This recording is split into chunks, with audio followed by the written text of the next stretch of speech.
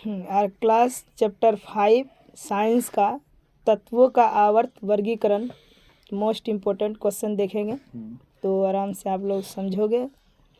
Mendeleev, पहला question क्या है कि मेंडलीव के आवर्त सारणी, जो मेंडलीव का आवर्त सारणी है, उनकी विसंगतियों के बारे में लिखना है। उनकी विसंगति क्या थी, तो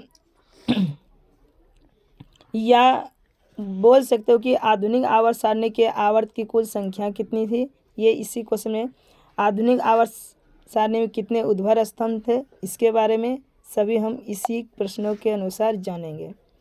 देखो, तो ये जो मेंडलीव की आवर्त सारणी में कुछ निम्नलिखित विसंगतियाँ थी।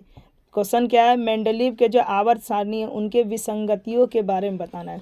तो मेंडलीव के आवर्त सारणी की निम्नलिखित विसंगति थी, हाइड्रोजन को कोई निश्चित स्थान नहीं दिया गया था। मेंडलीव साहब जो थे वो हाइड्रोजन जैसे तत्व को कोई स्थान नहीं दिए थे, ये पॉइंट है। दूसरा कि समस्थानिकों और नोबल गैसों के लिए कोई स्थान नहीं था, यानी मेंडलीव ने हाइड्रोजन जैसे तत्वों को कोई स्थान अपने साइंटिफिक चीज़ में वैज्ञानिक तौर पर कोई स्थान नहीं दिए थे।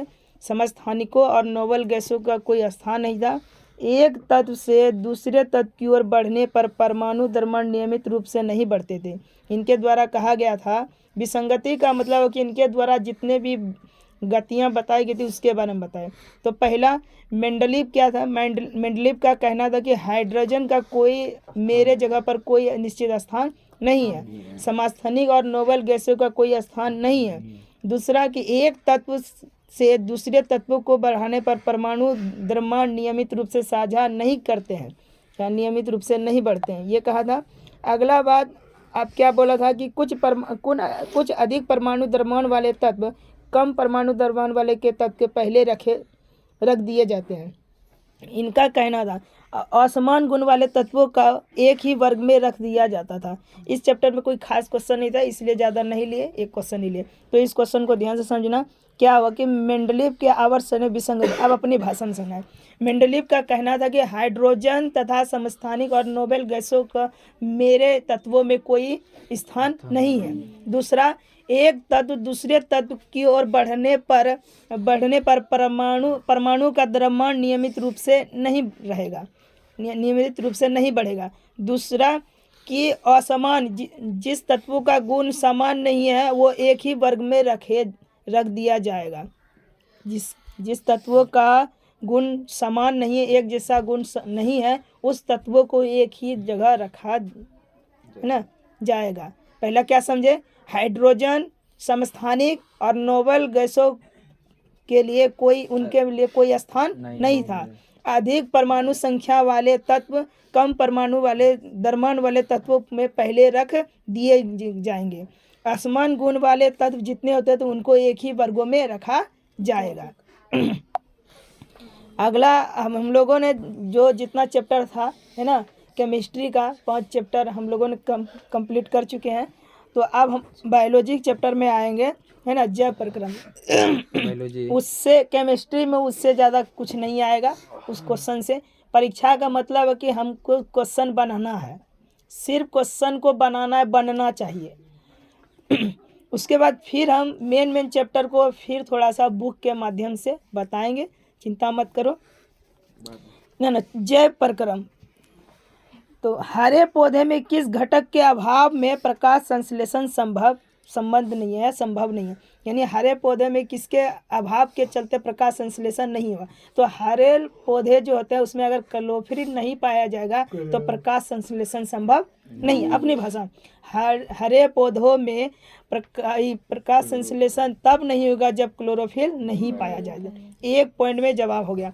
तो हरे पौधे में क्लोरोफिल की अनुपस्थिति में प्रकाश संश्लेषण नहीं होता है, क्योंकि नहीं होता है। क्लोरोफिल एक हरा रंग द्रव है जो पौधों की पत्तियों में पाया जाता है। यह पौधों को सूरज की रोशनी से ऊर्जा लेने में मदद करता है। इस ऊर्जा का इस्तेमाल करके पौधे कार्बन डाइऑक्साइड गैस और पानी को मिलाकर भोजन बनाते हैं।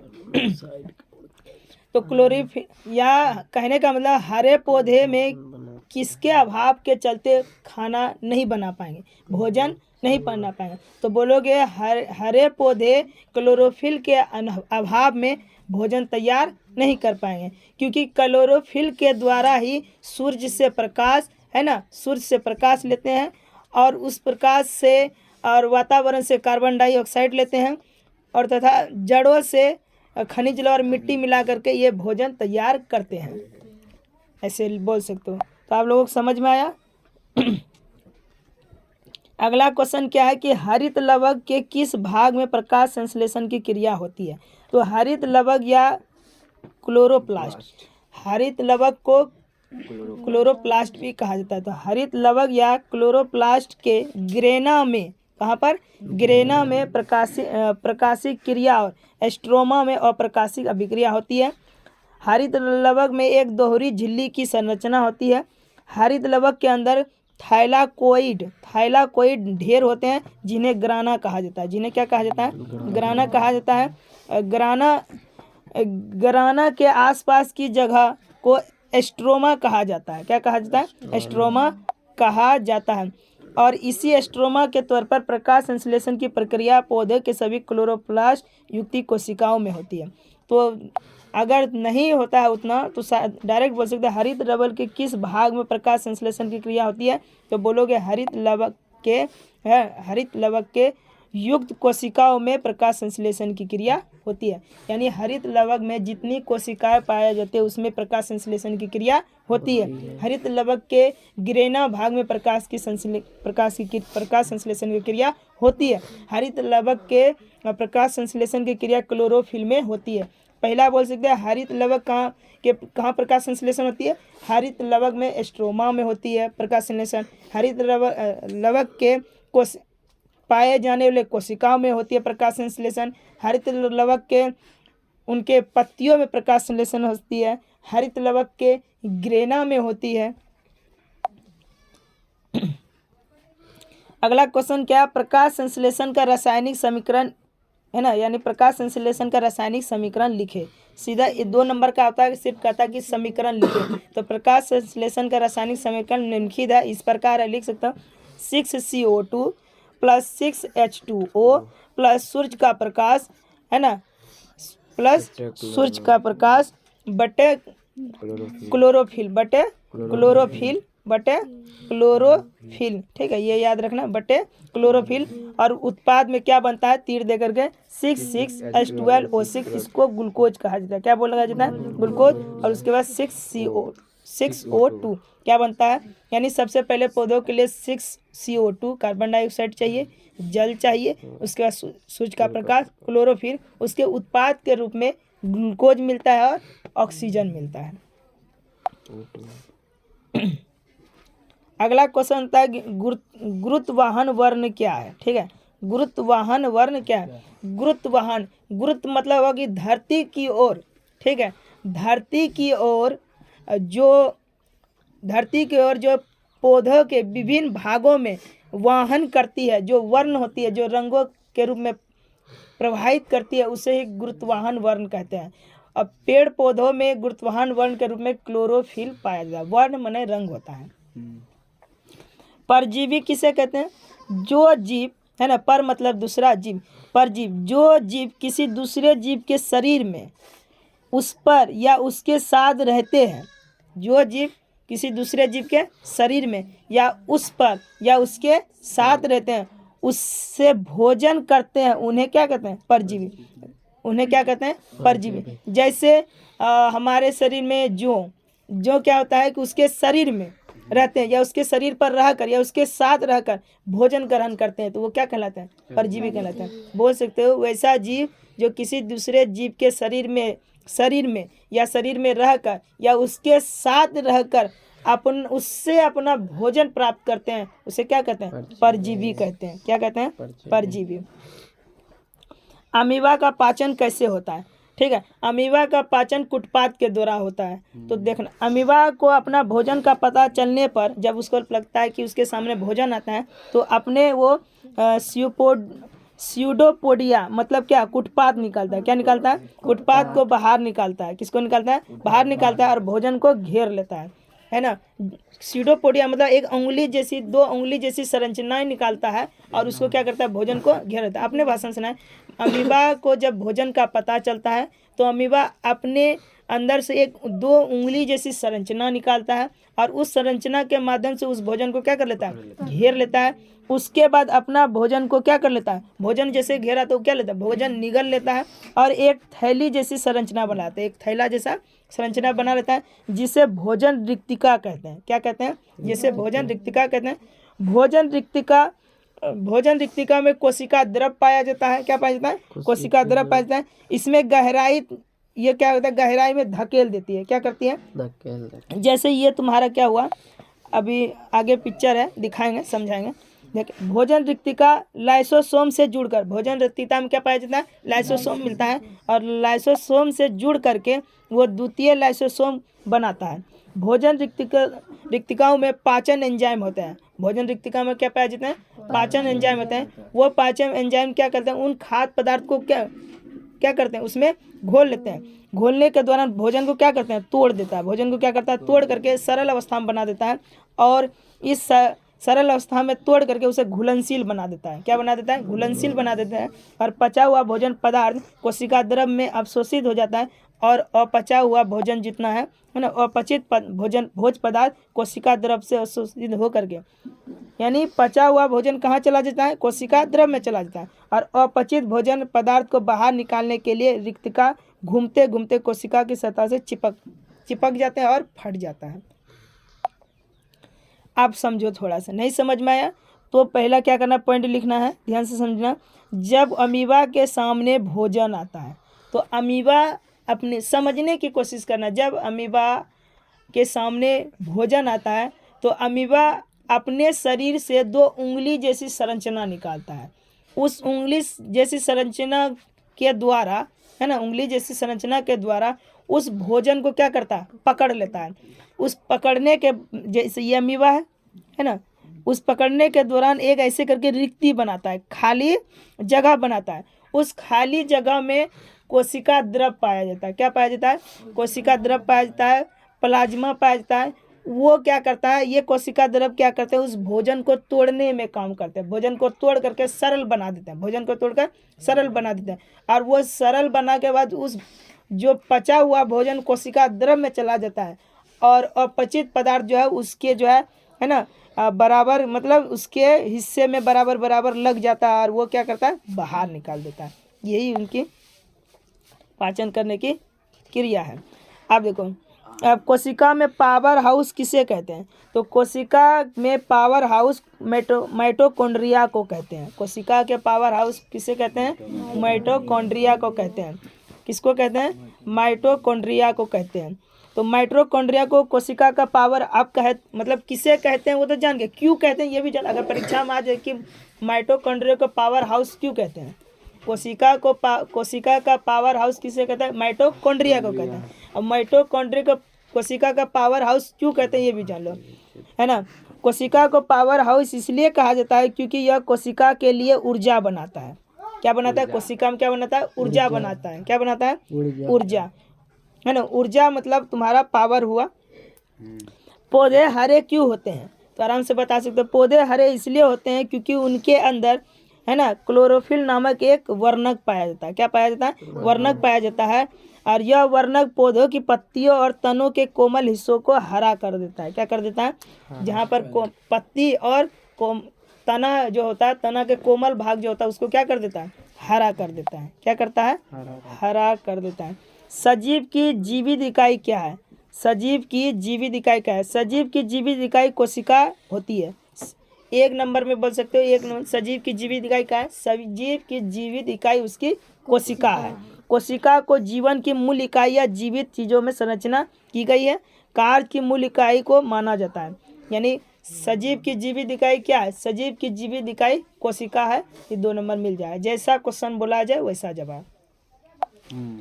अब एटीपी का पूरा नाम क्या है, एटीपी का पूरा नाम क्या है, यहाँ इम्पोर्टेंट ही होगा, उससे ज़्यादा नहीं। तो एडेनोसाइन ट्राइफॉस्फेट, इसको पढ़ोगे, एडेनोसाइन ट्राइफॉस्फेट। देखो अमीबा में गति किस भाग से होती है?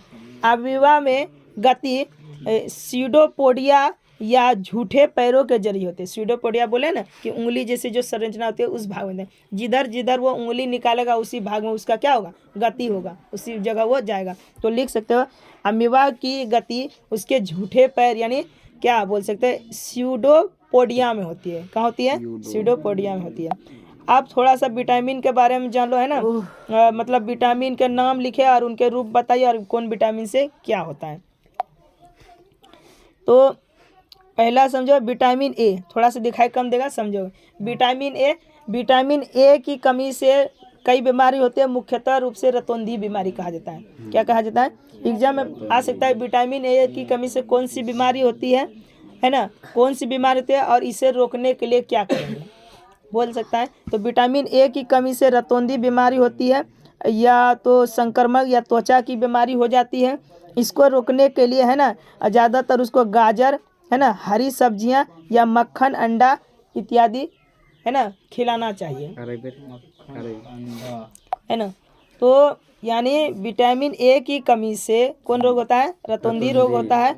विटामिन ए की कमी से रतौंधी नाम होता है ना, जो नाम होता है वो रोग होता है, ठीक है। और विटामिन ए को रेटिनॉल भी कहा जाता है। विटामिन ए को रेटिनॉल भी कहा जाता है।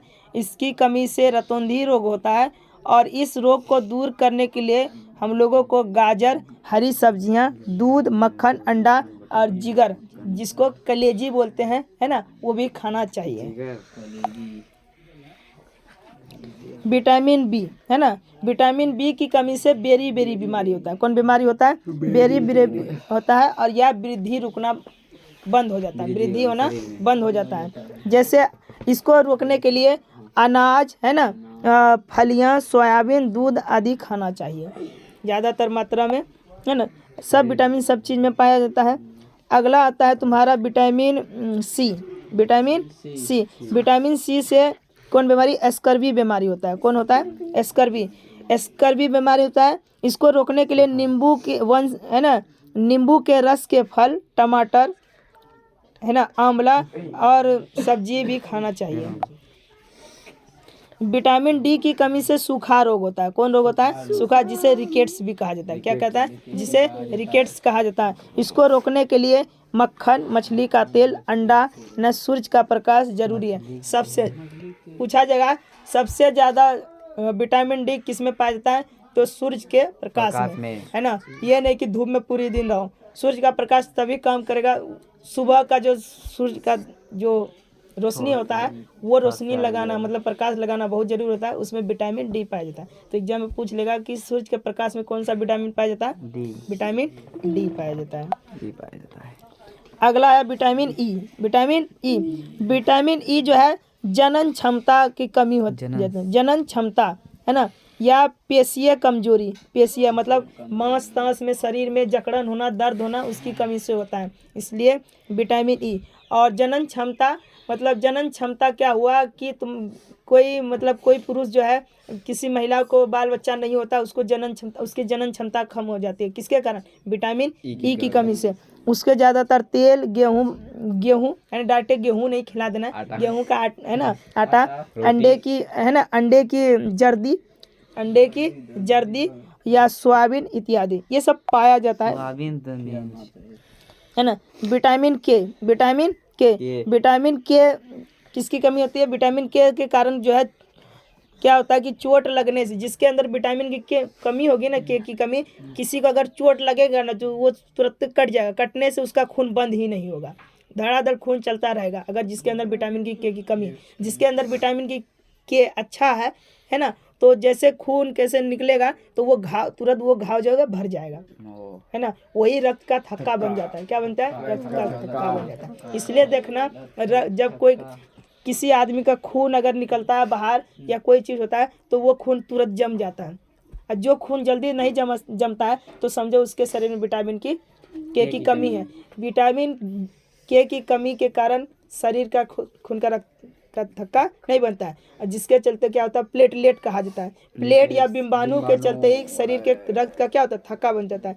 जिसके शरीर में प्लेटलेट की कमी है, जरा सा चोट लगा, खरोच लगा, तुरंत जो है मतलब वो क्या होता है?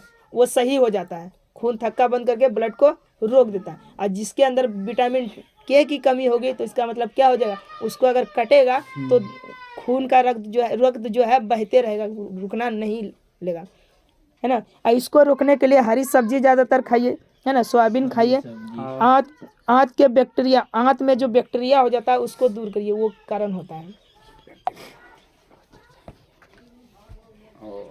अगला क्वेश्चन, प्रकाश संश्लेषण के लिए आवश्यक कच्ची सामग्री कौन सब है? यानी प्रकाश संश्लेषण किसे कहते हैं?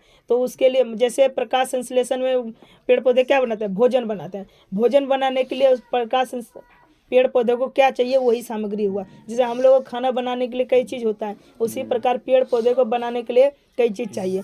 तो पहला कार्बन डाइऑक्साइड, पहले क्या चाहिए, carbon dioxide. Carbon dioxide gas कहाँ से मिलेगा, पौधों से, इसे वायुमंडल से प्राप्त होता है। क्या, पहला यानी पेड़ पौधों को भोजन बनाने के लिए सबसे पहले क्या चाहिए, कार्बन डाइऑक्साइड गैस। कहाँ से मिलेगा, वातावरण से। कहाँ से, वातावरण। उसके बाद क्या चाहिए, पानी चाहिए। पानी कहाँ से मिलेगा, उसे मिट्टी से अवशोषित करते हुए, है ना, मिट्टी से मिलेगा। पानी कहाँ मिलेगा, मिट्टी से, जो डालते हो जड़ों के द्वारा मिट्टी से मिलता है। उसके बाद क्या चाहिए, सूरज की रोशनी। क्या चाहिए, सूरज की रोशनी कहाँ से मिलेगा, पौधे को सूरज की रोशनी सूरज से प्राप्त होती है। कहाँ से, लालटेन जला दोगे काम नहीं चलने वाला, है ना। कहोगे लालटेन जला देंगे, रोशनी देंगे तो पौधा नहीं बना पाएगा, उसको सूरज की रोशनी चाहिए। इसलिए अगर एग्जाम में आ जाए तो पौधे में प्रकाश संश्लेषण कम होता है दिन में कि रात में, दिन में, है ना, दिन में होता है, रात में नहीं कर देना, है ना। रात में वो अपना भोजन नहीं बनाता, दिन भर भोजन बनाता है। भोजन के रूप में हमको क्या मिलता है, ग्लूकोज मिलता है। भोजन के रूप में हम क्या मिलता है, ग्लूकोज मिलता है। तो ग्लूकोज को ही स्टार्च कहते हैं। क्या कहते हैं, ग्लूकोज को ही क्या कहते हैं, स्टार्च। भोजन के रूप में हमें स्टार्च या ग्लूकोज कहा जा सकता है। उसके बाद पौधा क्लोरोफिल की ज़रूरत है। किसकी ज़रूरत है, क्लोरोफिल। और क्लोरोफिल कहाँ पाया जाता है ना, पत्तियों में पाया जाता है। क्लोरोफिल कहाँ पाया जाता है, पत्तों में। इस वजह से पौधे क्या होते हैं, हरे होते हैं। तो भोजन यानी प्रकाश संश्लेषण में भोजन बनाने के लिए क्या चाहिए, कार्बन डाइऑक्साइड गैस, है ना, सूरज का प्रकाश, पानी, क्लोरोफिल, ये सब चीज़ चाहिए। अगला क्वेश्चन, अमाशय में पाचक रस की क्या भूमिका है? हमारे अमाशय में, है ना, अमाशय में यानी हमारा जो अमाशय है, अमाशय को पेट कहा जाता है। क्या कहता है, अपने भाषा में पेट बोलते हैं, है ना। तो अमाशय में पाचक रस का स्राव क्यों होता है, इसकी क्या भूमिका है? देखो, पाचक रस की यह भूमिका है कि भोजन को आसानी से पचा सकता है। पाचक रस, पचाने वाला रस, है ना, पचाने वाला रस। जैसे हम लोग को डाइजेस्ट हो जाता है, जिसके चलते पाचन गोली देता है, पचनोल खा लो, पचनोल क्या बोलता है, अरे पचनोल हजमोला खा लो, पाचन हो जाता। तो हमारे अमाशय में पाचन की क्या अवसर, तो यह हमारे भोजन को आसानी से पचाने में कम करता है ना, यह बैक्टीरिया को मारने में कम करता है।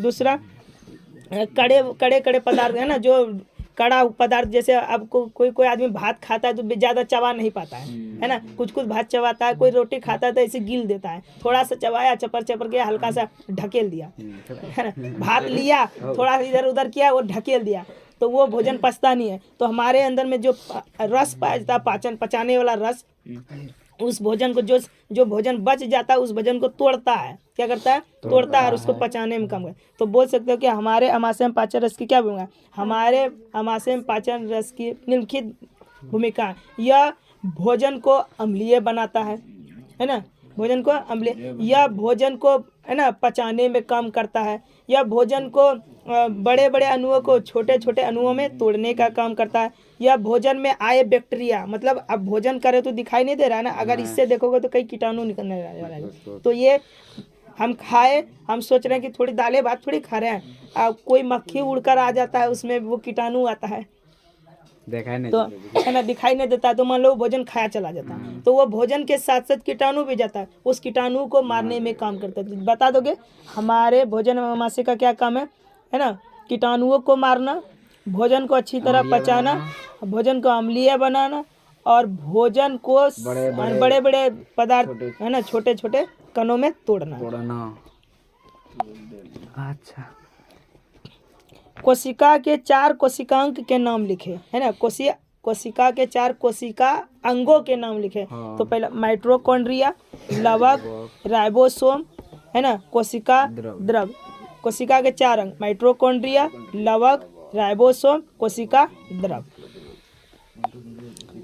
अब आता है विषमपोषी। अब क्या आता है विषमपोषी से आप क्या समझते हैं? विषमपोषी से आप क्या समझते हैं? जिस पोषण में कोई जीव है ना भोजन का स्वयं संश्लेषित ना कर सकता है, जिसमें भोजन मतलब अपना भोजन स्वयं संश्लेषित यानी स्वयं भोजन नहीं बना पाता है और पोषण के लिए यानी भोजन के लिए दूसरे जीव या पौधे या जंतुओं पर निर्भर करता है, उसे विषमपोषी कहते हैं। विषमपोषी कहते हैं, कहने का मतलब कि जो जीव है ना, जो जीव अपना भोजन खुद नहीं बना पाते हैं, वह जो है ना। अच्छा बेटा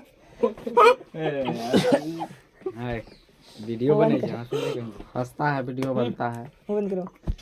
देखो जो जीव है ना, जो जीव अपना भोजन खुद नहीं बनाते हैं, ठीक है, वो किसी दूसरे जीव या पेड़ पौधे पर निर्भर रहते हैं, उस जीव को विषमपोषी जीव कहते हैं। चलो अब आता है प्रकाश संश्लेषण क्या है, इसकी रासायनिक समीकरण है ना, ये 5 नंबर में आता है। थोड़ा सा इसमें पहले आया था समीकरण, अब ध्यान सुनो। प्रकाश संश्लेषण किसे कहते हैं? सुनोगे है ना, देखना कम है, समझना है। प्रकाश संश्लेषण के जब हरे पेड़ पौधे यहाँ पर आप लोगों के सामने है, जब हरा पेड़ पौधा है ना, जब हरे पेड़ पौधे सूर्य से प्रकाश, वातावरण से कार्बन डाइऑक्साइड गैस, सूर्य से प्रकाश, वातावरण से कार्बन डाइऑक्साइड गैस तथा मिट्टी से खनिज और जल ये लेकर है ना, और दिन में जो क्रिया करता है उस क्रिया को प्रकाश संश्लेषण कहते हैं। समझ में आया? जब हरे पेड़ पौधे दिन में वातावरण से कार्बन डाइऑक्साइड गैस, सूर्य से प्रकाश और मिट्टी से खनिज लवण और जल प्राप्त करके जो रासायनिक अभिक्रिया करते हैं, उस अभिक्रिया को प्रकाश संश्लेषण करते हैं। और उस अभिक्रिया के दौरान जो भोजन बनता है उसे क्या कहते हैं? उत्पाद कहते हैं। उत्पाद के रूप में हमें स्टार्च या ग्लूकोज प्राप्त होता है ना। अब प्रकाश संश्लेषण का रासायनिक सूत्र या समीकरण 6CO2 क्या हुआ? झुनझुनी लागले सर, झुनझुनी लगा खाना खा के नहीं लाने पानी पिया कर।